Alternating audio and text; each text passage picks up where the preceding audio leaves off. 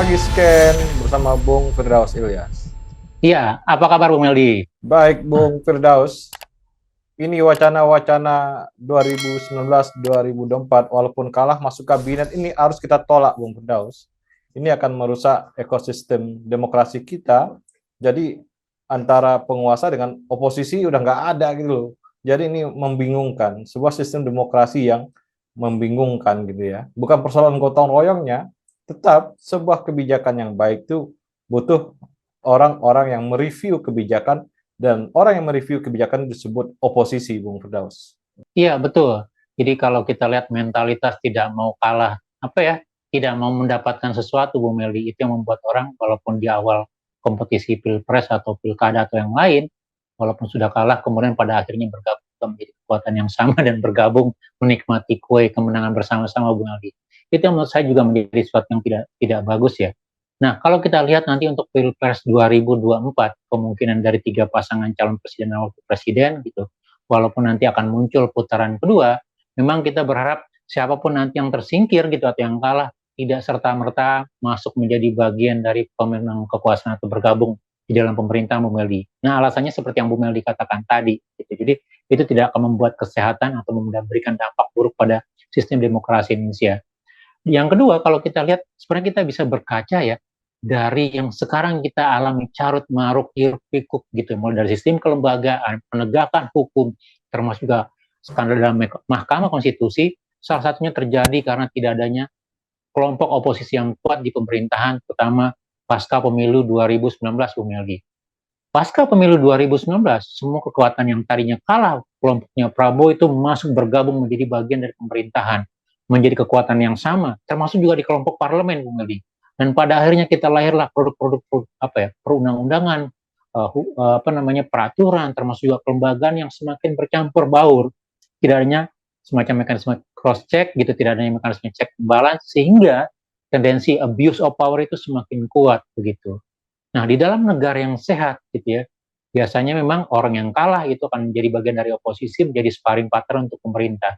Dan saya ingat kembali, kalau kita ingat gitu ya, pada tahun 2014 ketika Jokowi pertama kali terpilih sebagai presiden, gitu, walaupun dia menang sebagai presiden, tapi di parlemen kekuatannya antara oposisi dan pemerintah itu relatif sama.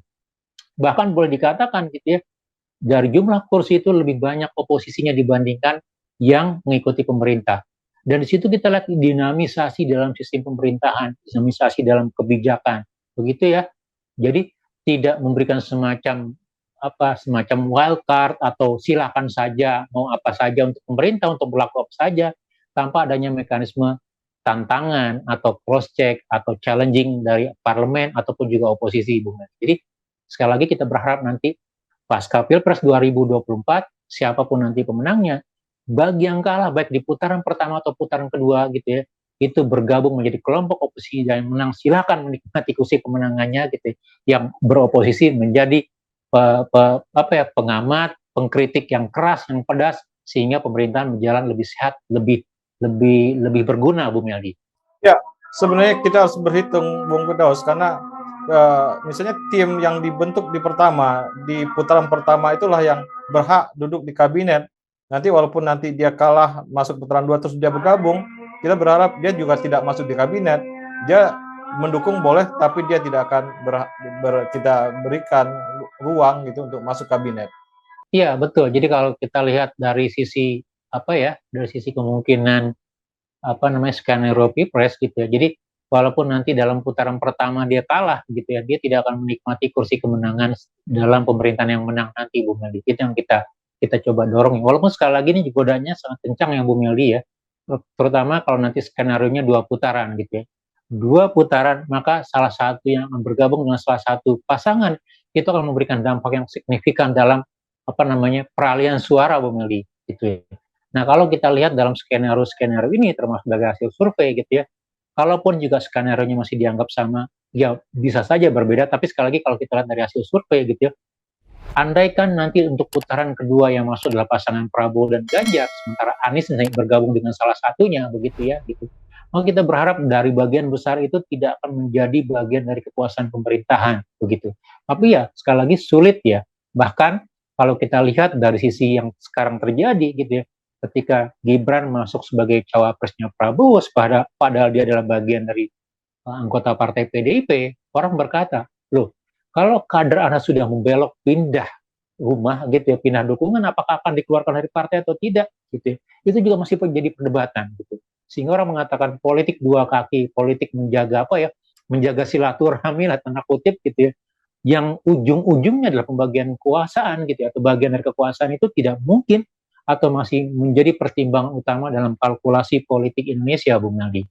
Ya, ini banyak hal nanti Bung Firdaus. Nanti juga bisa di tengah jalan tiba-tiba yang kalah pelan-pelan gitu kayak masuk juga gitu ya. Dukung juga, yang ini udah kejadian di kabinet Jokowi ya. Ini udah kejadian, saya kira Betul. dua periode Jokowi mengalami begitu. Kita sangat menghormati Bu Megawati di PDIP. Ketika SBY berkuasa, dia tidak mau masuk, Bung Firdaus, dia tetap oposisi.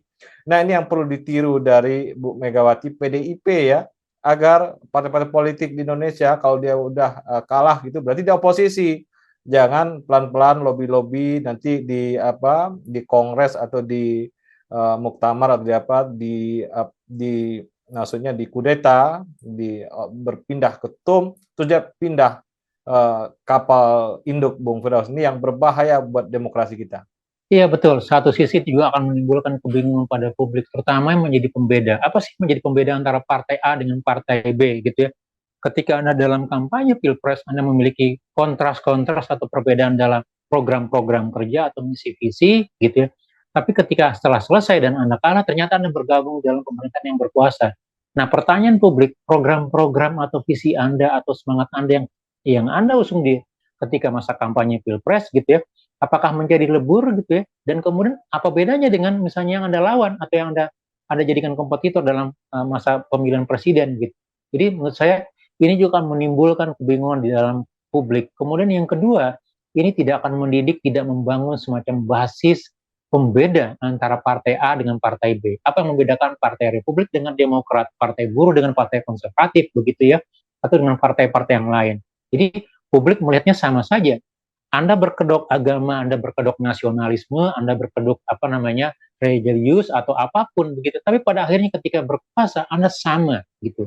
Dan ini yang tidak akan membuat kedewasaan publik, tidak akan mencerdaskan publik dalam melihat sistem demokrasi di Indonesia, Bung Meldi. Iya, kita bisa banyak contoh Bung Firdaus ya di kabinet orde lama gitu di sebelum setelah lahirnya Konstituante ya, atau sebelum Konstituante juga ada itu pengelompokan politik jelas. Ketika Masumi berkuasa gitu ya, dia grupnya ini, ketika PNI berkuasa grupnya ini saling ganti, jangan nanti lebur-lebur lagi gitu ya. Ini harus kita tetapkan, walaupun kita mendorongnya secara moral bukan secara aturan ya, kita dorong secara moral. Artinya dalam sebuah diskursus ya di Indonesia, diskursus politik Indonesia gitu ya, ini harus terjadi seperti itu. Jangan merasa kalau kita nggak berkuasa kita tidak punya kontribusi di politik. Ya, oposisi juga punya kontribusi di politik. Dia akan memberikan keseimbangan di politik, balancing, keseimbangan power gitu ya. Nah, ini yang harus kita dorong para tokoh-tokoh politik. Kalau kamu oposisi itu terhormat juga gitu. Jangan selalu masuk di kekuasaan. PKS udah 2 periode beroposisi dan nggak bubar, itu tetap ada gitu, Bu Firdaus ya. Jadi dengan semangat militansi, tetap partai politik ini akan tetap tegak gitu walaupun dia beroposisi. Betul, dan sebenarnya juga kalau kita bicara oposisi itu bagian dari membangun simplifikasi partai politik Indonesia, Bu Meli. Jadi kalau kita bicara undang-undang partai politik ya, salah satu yang didorong adalah bagaimana membuat partai politik itu semakin simpel, tidak banyak. Ketika masuk tahun politik atau tahun pemilu, orang bikin partai politik baru lagi. Bedanya partai A dengan partai B, oh iya, partai A dulu kalah tidak masuk threshold, sekarang ada misalnya tambahan huruf di belakangnya, atau warnanya bertambah, padahal isinya itu saja begitu. Dan ini menurut saya menjadi membuat kita itu mengalir tanpa ada bekas begitu. Nah, harapannya kalau muncul nanti mekanisme oposisi yang kalah itu menjadi oposisi bagian dari demokrasi gitu, kita akan melihat kanalisasi dari aspirasi politik kita akan semakin jelas gitu. Tidak lagi menjadi sangat cair, sangat sangat taktis gitu ya, dan orang dengan mudah dengan gampang melakukan gonta-ganti, membuat partai, mengkudeta partai yang sudah ada begitu dalam konteks kepentingan taktis tadi, Bu Meldi. Ini yang berbahaya begitu ya. Dan yang kita lihat dari drama pemilu 2024, walaupun belum dimulai pemilunya gitu ya, tapi mulai dari persiapan, kemudian pengusungan capres-cawapres, kita melihat drama-drama lompat pagar, drama-drama berubah dukungan tanpa tanpa ada semacam aturan atau mekanisme yang bisa menjadi pembeda buat publik, itu sama sekali tidak memberikan kesan perbaikan untuk Indonesia. Jadi kita berharap jangan malu, jangan takut menjadi oposisi gitu ya, karena oposisi juga sama seperti yang Bu Meldi katakan tadi, itu punya kontribusi. Bahkan dengan kritikan oposisi, dengan suara keras oposisi, maka kebijakan itu bisa dikawal gitu, anggaran itu bisa menjadi lebih tepat sasaran, dan itulah kontribusi mereka. Dan harapannya nanti kalau oposisinya bisa bekerja dengan baik, maka dia akan mendapat gain suara yang baik untuk fase pemilu berikutnya, Bu Meldi. Dia mendapatkan tambahan suara, tambahan kursi di parlemen, atau bisa jadi nanti dia menjadi penguasa berikutnya, Bu. Terima kasih, Bung Firdaus. Sama-sama, Bu Meldi. Terima kasih banyak. Salam Indonesia bersih. Salam Indonesia bersih.